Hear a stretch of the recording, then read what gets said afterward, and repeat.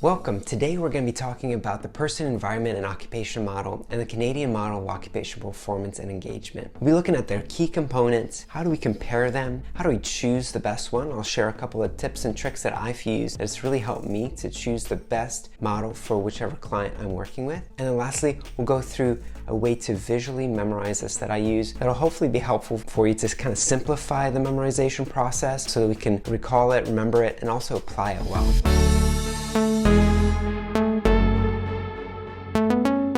My name's Arno. Welcome to the OT Minute. I'm a Year 3 occupational therapy student preparing for my Level 2 fieldworks as well as my board exams. So today I wanted to kind of dive into the topic of models because models are really important and there's such a variety out there that I think brings such a great depth to occupational therapy as a profession. Understanding the variety that's out there, we get to understand people better, get to understand occupation better, and also get to maybe understand other practitioners a little bit better because maybe they're coming from a certain theoretical perspective, they're using certain language and verbiage, and it allows me to maybe cue in on some of that language and understand them better. Here's a quick overview of the major occupational therapy models currently used. There's the person, environment, and occupation model, the Canadian model of occupational performance and engagement, the ecology of human performance model, the occupational adaptation model, the C.M.O.P.E model, and the model of human occupation. So even though we're just comparing the P.E.O and Canadian model of occupational performance and engagement today, by no means is that the only options. In fact, each one of these contributes significant strengths and again shapes our understanding of occupation and occupational performance. And by understanding each one of these, we'll be better able to kick off our intervention process because again, the theory guides everything. Our theory gives us a way of thinking about whatever case we're working with, which then informs what assessments we choose, which again then informs which frames of reference we choose, which ultimately influence the interventions we end up doing with the client. So again, definitely encourage continue to study each one of these, and I'll be making videos regarding each one of these, including EHP, OA, CAWA, and MOHO. Before we talk about the key components of P.E.O and C.M.O.P.E, it's helpful to talk about kind of the tips and tricks that I use to choose between these models, and I'll be using that framework throughout this video. So the way that I look at choosing which model is best for the case that I'm working with really comes down to two questions. First, what's the desired outcome of the client?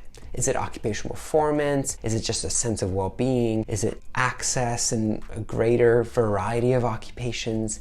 It really depends, and so that is the first component. What's the outcome? Secondly, I want to look at, in the occupational profile or initial interview, what factors are being discussed the most? Are we talking a lot about person factors? Are we talking a lot about environmental factors? Are we talking a lot about occupational factors? And so kind of the balance of those three components cues you in on, do I need really a well-rounded model, or do I need something maybe that's a little bit more targeted? For example, P.E.O and C.M.O.P.E, the ones that we'll be talking about today, are just great general, I guess, models. They don't really have a lot of weaknesses. They're good for understanding a client holistically. However, if you're really talking about person factors, you may want to consider MOHO because it dives into that person factors in a really unique way that might draw out additional depth in your understanding of their occupations and their motivations and them as an occupational being. So to review, we're looking at two main factors: outcomes and person, environment, and occupational aspects. How much are they talking about each one of those? Okay, let's talk about P.E.O, or person, environment, and occupational model. Now, P.E.O really does a great job at capturing a holistic view of the person. The main outcome that it's looking at is occupational performance. So if a client mentions that performance in a particular skill or activity is important to them, it cues you in that, hey, maybe this is a model that you'd want to consider. Secondly, when looking at the aspects of this model, it covers, obviously, as the name suggests, person, environment, and occupation. For person, it's really looking at those intrinsic factors within the person that contribute to occupation, particularly occupational performance. And then for environment, it's looking at a few different ones, and I'll read this: cultural, socioeconomic, institutional, physical, and social components. So it really breaks it down into those different aspects. When looking at occupation, it's looking at activities, tasks, and occupations, kind of in that order. So activities are components of tasks,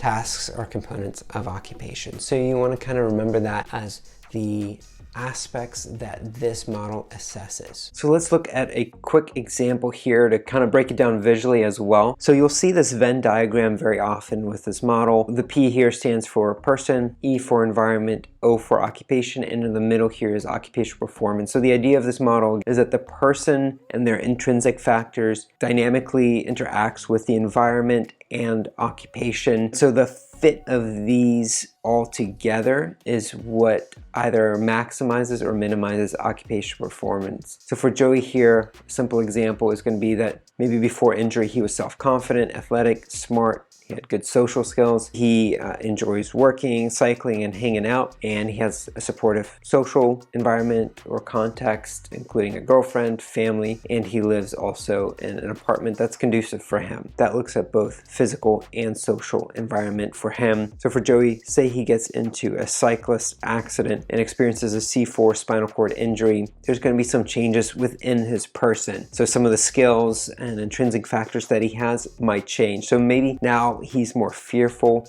he's maybe self-conscious of the way he looks, the way he feels. With a C4 spinal cord injury, there's going to be significant motor impairments, possibly sensory impairments. He might still be smart, might still be social. So some positive attributes continue, he's intact cognitively, but there are changes that are going to affect him negatively. And so his person factor may move away from the center here. So same with environment, he might still have a supportive girlfriend and family, maybe he doesn't have the same access to coworkers and some of those social supports for him. And again, he's away from his home, which was conducive for him, and now is in a hospital setting, which has different stresses and things like that. And that moves him away from the center here. And then his occupations have significantly changed post-injury. Before he was working, cycling, he might still be hanging out with friends. He might have picked up a new hobby such as reading, but he's not able to work and cycle, so occupation also moves away from the center. And so you see his occupational performance decrease. So who do I think this is good for? I think it's really good for clients who are showing a number of areas of concern, including maybe person factors, environmental factors, and occupational factors that are specifically affecting their performance in daily activities that are important to them. Now, what I like about this model and the reasons that I often use this is it's simple and it's visual. It really captures what's going on with this client really quickly. So you can draw the 3 circles and fill in different components. Now, if you're a student, that's really helpful. In practice, you're probably not going to sit down and draw it. But what you might want to do, particularly if this is a person that's really engaged in the therapeutic process, is, or might not be understanding why you're doing the things that you're doing, or where you're going in treatment, why should they be paying you? This is a simple and easy way to kind of sit down, draw the circles and say, this is kind of what I'm seeing. Is this right? How would you change this? What are some other factors? So it's kind of a tool in a way. I haven't seen anybody use it that way, but I think it's simple enough that anybody can understand it. All right, now let's talk about the Canadian model of occupational performance and engagement. I affectionately call this one P.E.O. Plus, because it really builds on a lot of the great things that P.E.O. brings to the table. It builds on it in 2 ways. For outcomes, it's not only looking at occupational performance, it adds occupational engagement as a key focus of this model. Secondly, the factors within the model, the way that it's visualized, the way that it's conceptualized, really puts spirituality at the center of this model. So what is meaning to this client? And I think that's really important, a really valuable addition to the P.E.O. model.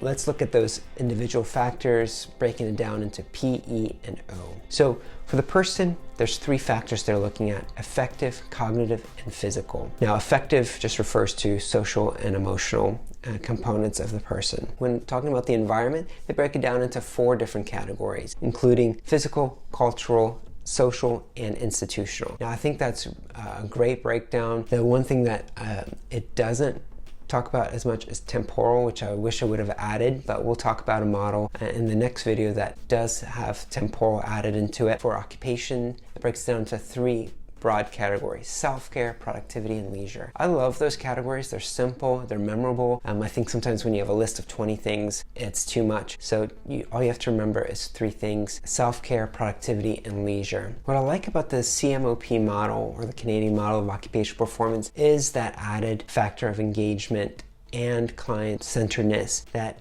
is so important to who we are as a profession. Secondly, it is still visually pretty simple to understand. It's memorable, and I think you can still share this with a client to some degree. I would still use P.E.O. probably because it's just simpler. To explain occupation in of itself seems difficult enough for most people to grasp, so why complicate it with spirituality and some concepts that they may not be as familiar with. Now, do I love this model more than P.E.O.? Not necessarily. I think they're just different. Again, if I just want to do a quick, simple way to conceptualize and think about a particular case, P.E.O. is going to be my go-to. However, if I want to, if I see that engagement is either significantly lacking or is talked about a lot, the Canadian model of occupational performance might be used because it really cues us in on that engagement so that the client is part of the process, to ensure that what we're doing is actually meaningful to the client and really servicing them as best we can.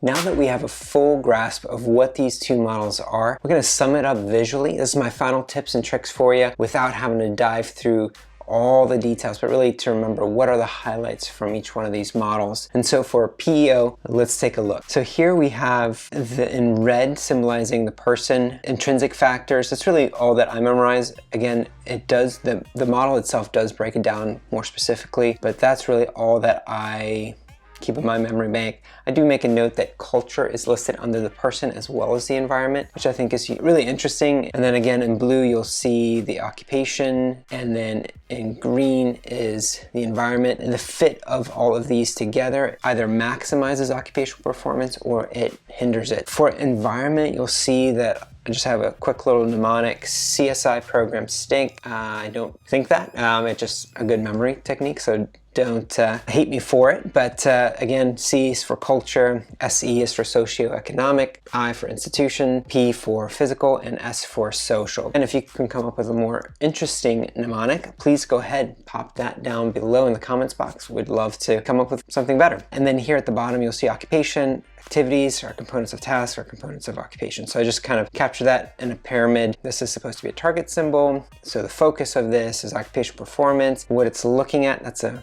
magnifying glass.